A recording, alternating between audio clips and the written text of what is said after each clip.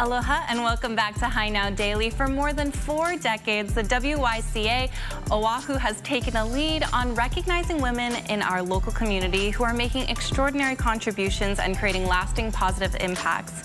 And they're continuing this legacy with their 47th annual Leader Luncheon. It's being held on Thursday, May 9th, starting at noon at the Sheraton Waikiki. For details, visit ywcaoahu.org/leaderluncheon. So the YWCA Oahu would like to thank their sponsors who are listed on the screen for all of their incredible support. And joining us today is not one but 2 amazing women. We have the president and CEO of the Queens Health System, Dr. Jill Hoggard-Green, and we also have the chair of Queens Health System Board, Janai Sullivan-Wall. Thank you both so much for being here. Okay. Doctor, we have to get into your amazing just accomplishments. First of all, congratulations. And can you just start off by telling us a little bit about how you got to be where you are today? Oh, wonderful. And it is such a privilege to be here and such a privilege to be with Queens. I have been, if you think about my life, I'm a nurse of 45 years. Wow. Worked in many different health systems across the country, but I can share with you being here with Queens, with an amazing team of clinicians that we have, and the great compassion and the great legacy we have from Queen Emma and King Kamehameha IV, and working with Janai as our chair of our board. It has been one of the greatest opportunities I've had in my 45 years of being in healthcare. I can totally tell why they brought Janai in here, because that entire answer was about everyone else and their amazing things. So Janai, can you tell me a little bit about, her amazing accomplishments and how you guys know each other? So we've known each other since Jill arrived in Hawaii, or maybe even before that, because we were doing a search for a new CEO of Queens. And Jill and I have been joined at the hip since then. Love that. Daily calls during COVID, weekly calls. And, I think what I've noticed about Jill, I've come to know her very well, because in these calls, I understand how she thinks, what she worries about, what she cares about. And I've really come to see what a remarkable leader she is. And so I know behind a remarkable leader definitely comes ups and downs. So do you mind just telling us a little bit about your background, where you went to school, and what's the journey here? Happy to. I had the privilege of having a wonderful, and I'll use the term mama and papa. Both of them were raised in poverty and worked incredibly hard to build a life for themselves and then for us as their children. So I had a great childhood, and I was in Utah. So I went to public schools and had a terrific education, and constantly had a papa who would say, "So Jill, you're going to be an attorney."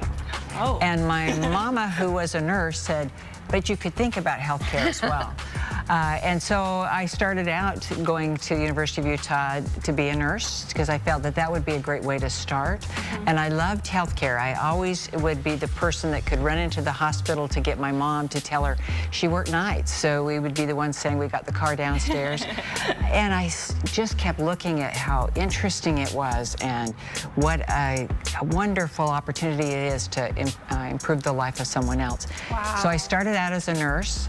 I did try 3 times. I thought, well, maybe I should be an attorney. So I went ready to take the test to be an LSAT. Okay. And every time I found a reason not to go.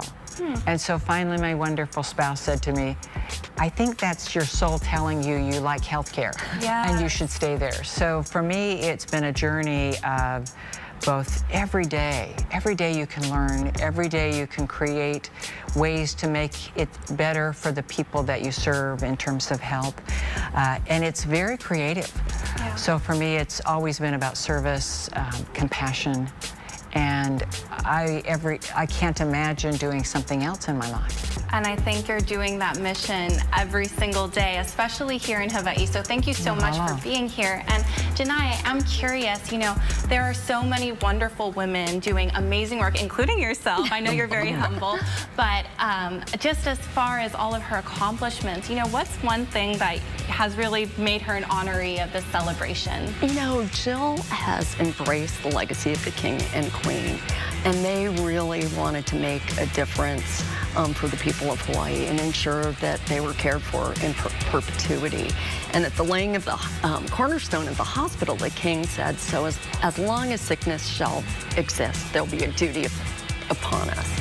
And Jill has embraced that. She's a strong leader, but she's a compassionate leader. She cares about her people. She walks the halls. She knows what's going on.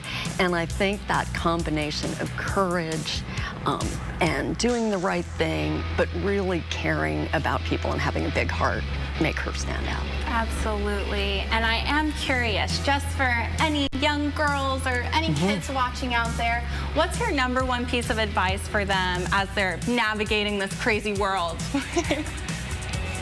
A couple of things. The first and most important is every day learn. I'm 65 years old. Every day I learn. And if you do that, you keep having opportunities in front of you that will allow you to do what your heart tells you you should do. So second, make sure you're listening to your heart. And know that if you're compassionate and you're thoughtful about what's going to make a difference, you're going to find great pathways in your life. Yes. Whether they're what you thought initially or whether they just unfold in front of you. Wow, okay, learn, listen, lead with compassion. Those are fantastic takeaways. Thank you, ladies, so much for being here. And for everyone watching out there, make sure you go to the YWCA website and you're able to enjoy this amazing luncheon, celebrate Manawahine. You're watching High Now Daily, and we'll be right back. Thank you, ladies, so much.